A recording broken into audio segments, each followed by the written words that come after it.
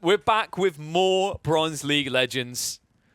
I had to check this out. With a name like that, how could I not? It's not about Zera9129, who is a 530 ELO player. It's about the worst player here. And you truly are. He picked Marlians. Marlians in the Bronze League Legends series. OP at pro levels. Surely they are unstoppable down in bronze. We're going to find out. Because worst player here is a 560 ELO player. They are going to be clashing on Mountain Clearing. I honestly feel like Mountain Clearing is my favorite go-to map for low ELO games. Because I think Mountain Clearing is a great map at forcing players to fight because there's not much territory.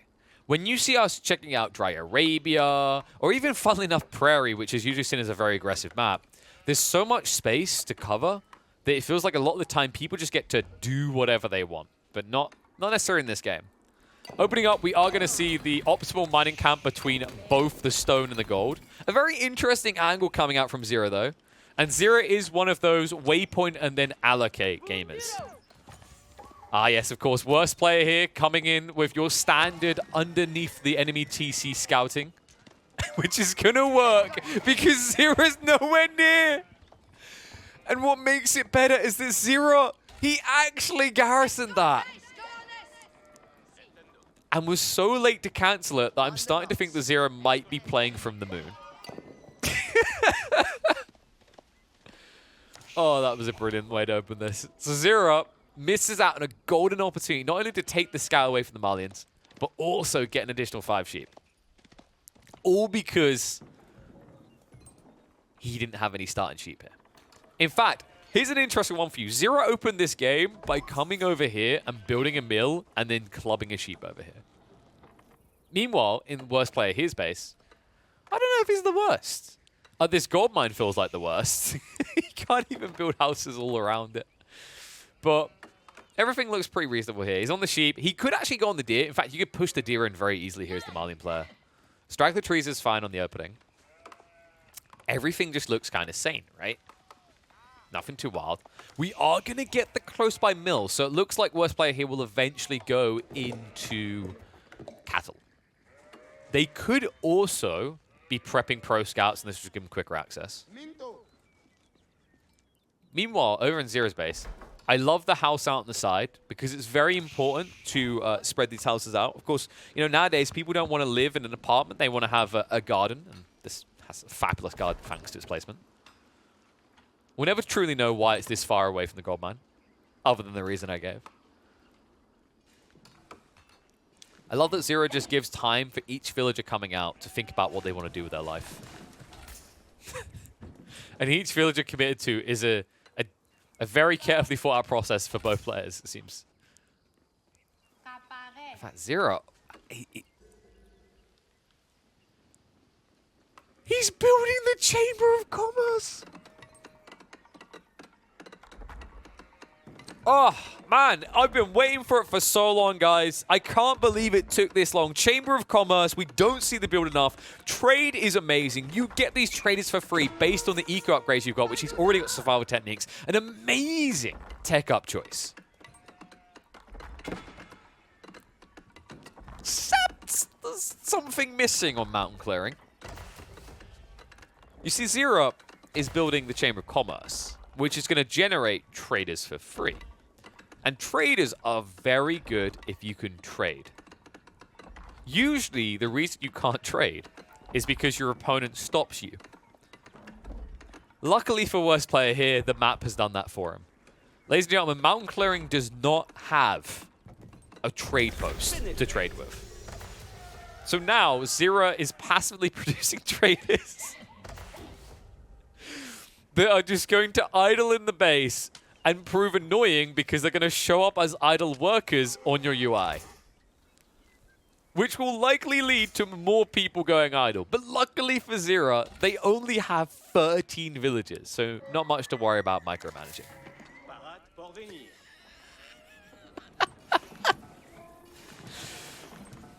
The most... Oh my god, he deletes it! Oh god. That made it so much better. Zero. The immediate... Wait, why have I got this?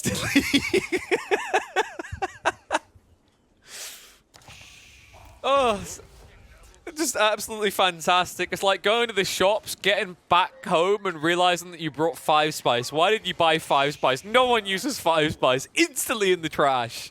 And it builds another one. You know what? I'm going to give it to Zero. Zero is quick. Wait. Yeah, okay, thank God they are passive. Zero is quick at deleting these after they spawn.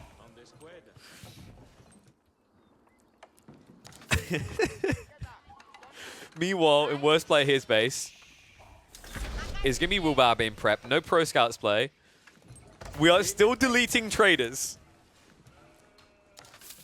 This is still a tedious process every time. I am genuinely just waiting for the moment where Zero accidentally selects something else as well. Do you know what makes this even more painful? Is the fact that Zero is actively researching every eco upgrade in the game. They went for Pro Scouts before they're going for Horticulture. They've already gone ahead and got the mining upgrade. They've got Broad Axe and Forestry.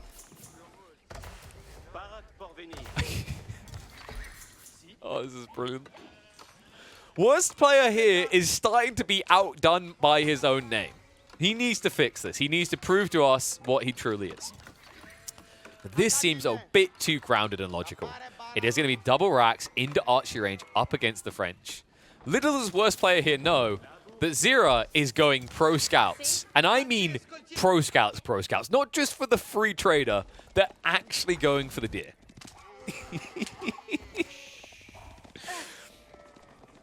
Take notes, folks. This play has not been seen by the French for at least a year. Zero is bringing it back, just like the Chamber of Commerce mountain clearing build. Maybe this was part of the logic for Zero, though, right? It's like, if I don't ever plan to build cavalry, because who builds cavalry is the French, right? You know, like, sure, you can run fast, but you don't want to be known as the French player who runs away all the time. You want to be known as a player who wins. So you want to build units that can't run away, like spearmen and archers. So really, you don't need a school. Okay, scrap that for he's built stables. I was going to explain how he saved 150 wood by building a Chamber of Commerce instead of a market. Or rather, not 150 wood, sorry, 100 wood. But he doesn't matter now. He's built the stables. The Scouts are going to get the small pockets of deer, but like at the end of the day, you have to remember that Zero has built Pro Scouts with no use to the trader that he gets for free to gather 6 deer, worth 350 food each. It's not bad in overall number exchange, but it doesn't feel great. Like usually Pro Scouts feels good when you can get 2 big stacks of deer that you otherwise wouldn't. Worst player here never even went into that play, by the way. It would have been a decent play for him as well because, you know, playing into Scouts is a decent play overall for the Malians. And also, because you have the Mansa Quarry, you usually end up with additional gold to afford Pro Scouts. Instead, all that gold is just going into cattle. In fact, an absurd amount of cattle. More cattle than they ever could possibly need. But they're looking to put it to work. This is now Castle Age Malians. We are seeing the Farimba play. And they are rushing out javelins from the archery range. Not even using the Farimba, despite the fact they have 1,200 gold in reserve. Worst player here is trying to exceed our expectations. Meanwhile, Zero has reached Castle Age. It was a guild. What?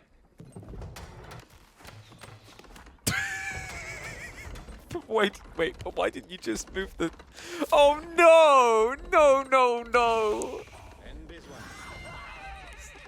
Zero, who is still deleting traders, by the way, just delete the stables, because the stables is half a tile out of range of the keep influence, so it would no longer get the discounts. So he wanted one closer. Now, some of you are going to ask, why not just build the castle closer to the stable, Pigeon? You're missing something here. Zero just done the wrong... No, Zero was smart about this. This trader is killing me. Instead of building a monastery which costs 200 wood and building a monk that costs 150 gold, which admittedly wouldn't worth it because he's got 2 relics he could easily get. To move this relic, he said, to hell with it, I'll delete the stables and build it closer, and we'll ignore the fact this relic even exists. That is why he didn't build the keep further north, is because he couldn't due to this. Oh, Zero is a remarkable specimen. I said I'm making a list, and they are 150,000% going on it. Oh, we are going hard on the stone. Now, Zero, he's built the monastery. That's the weird part. He went back for this. So they deleted the stables. They have the keep. The keep, by the way, has not been used. Okay, scrap that. It is being used now. Mass Arbitrier production is on the way. An interesting choice being made by Zero, because Zero is building Arbitrier against a Civ that, if they don't have stables, they don't have armor. And he's building Arbitrier into javelin throwers. Now, the problem with that is these Pavisas, they're really cool. They protect you against ranged fire. Even though javelins are going to be hurled from very high up into a low descent, you'll still get the extra armor. But you're also going to get bonus damage that offsets that armor, because these javelin throwers are going to get an additional 8 damage. So 18 damage, you're going to negate 5. While also not being able to reach because you move slower and have worse range. It's fair to say right now, Zero has one hope. Castles. If they can spam castles, they could easily win this game. But instead of building a castle near the front, they are eating the gold. Wait, did he delete a villager with a trait? No, I knew it was going to happen. Oh, Zero, come on. Look at the destroyed value here, by the way. I want to point out the worst player here has not actually killed a single worker. He hasn't killed any of them. This has all been Zero deleting. He's deleted 9 traders and a villager so far in this game. But worst player here wants to be part of that action. He feels left out. We're getting into Rams. Zero has 1,200 stone, as has not used it to build another keep. And the army is looking a little bit small. Worst player here is looking like the worst case of false advertising since I said my stream was good. He doesn't look that bad, right? Mass Donzos, Javelins, got Rams, second TC. The housing is definitely questionable. He may have came from AoE too. Maybe he thinks that these work as walls. Now, he could admittedly fight, but he could alternatively just build even more Rams. In fact, if I'm not mistaken, worst player here, he could just go for a keep drop on the sacred site via his Age 4 landmark. And that might, in fact, be the play. I love the fact that he's so paranoid about a flank attack, by the way. Instead of building houses and a pit mine here, he's built outposts. He's only built 2 pit mines, by the way. Remember, when you're playing the Marlians, you get an additional pit mine that you can build per age. Right now, worst player here is in age 3, so they can build 3 pit mines. Instead, they're just gathering gold here. So they're missing out on passive gold generation. They even built houses next to this, but are not using it. On that tech up, worst player here feels like he needs to go. And you know what? This might be the best move they can make. That front line is too thin. Everything is going to fall here. And worst player here immediately clicks the Rams deep into the base. Zero, you forgot about the trader. Delete the trader. Come on. Or garrison it. He could have garrisoned it, but he deletes it again. Zero says, no idle eco in my base, apart from the 15 villages that aren't working. And the Torture's coming in. Worst player here is looking like the best player here. No way to stop him. Zero has nothing. At least if Zero had kept those traders, they could have garrisoned them and had these villagers gathering resources. But he continues to delete them.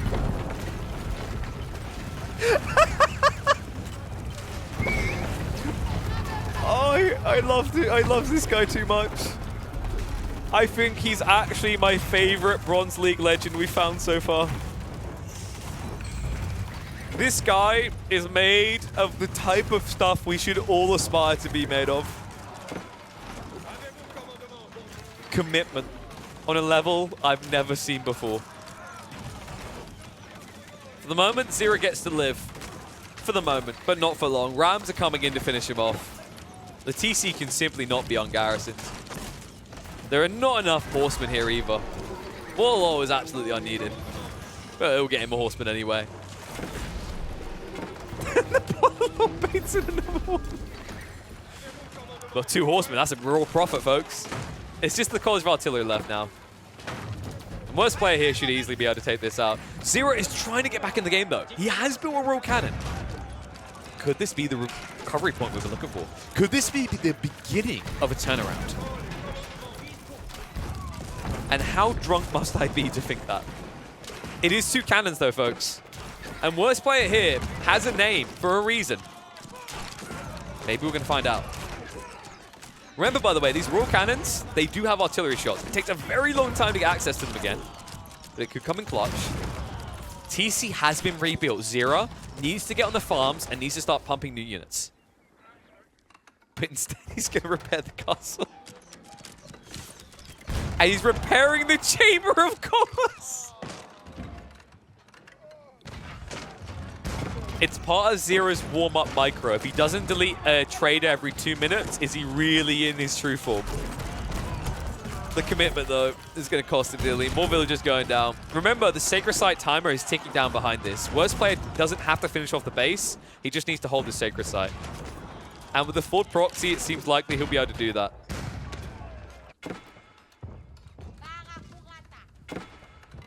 Everything looks clean at home. Nothing for him to worry about. 4th Huntress is being built on the front line. Zero is committed to getting everything back, though. Wallow is going to be a whiff. That would have been absolutely amazing. But Zero truly has been saved by these cannons. In fact, look at the army count now. Worst player here still needs 5 minutes to win. If Zero can somehow manipulate this to keep sniping with cannons, he could come back into this. Once again, I realize how delusional this does sound. But maybe, just maybe, forget it.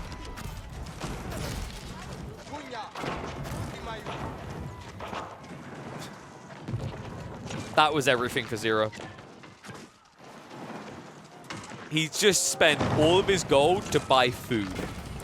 To build 4 horsemen. Ladies and gentlemen, this is the end of the road for Zero. What an unfair map for Zero. Maybe he didn't realize it was mountain clearing. Maybe he doesn't give a damn. Maybe this is his subtle message to the developers about trade and how it needs to be killed. Whatever it is the Zero way. I may not recommend it in your games, but I would recommend watching it. And I have a feeling that we are going to watch more of Zero in the future.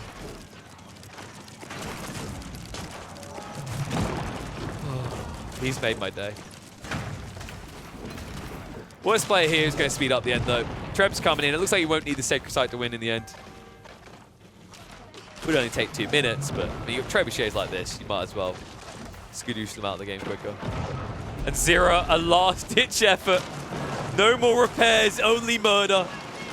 Everyone is thrown at it, apart from the 15 villagers that have stayed in the castle. But it is the end of the line. Killer Pogs and salutes for Zero. Although they may fall here, I look forward to the day we see them win, because we will definitely see them again.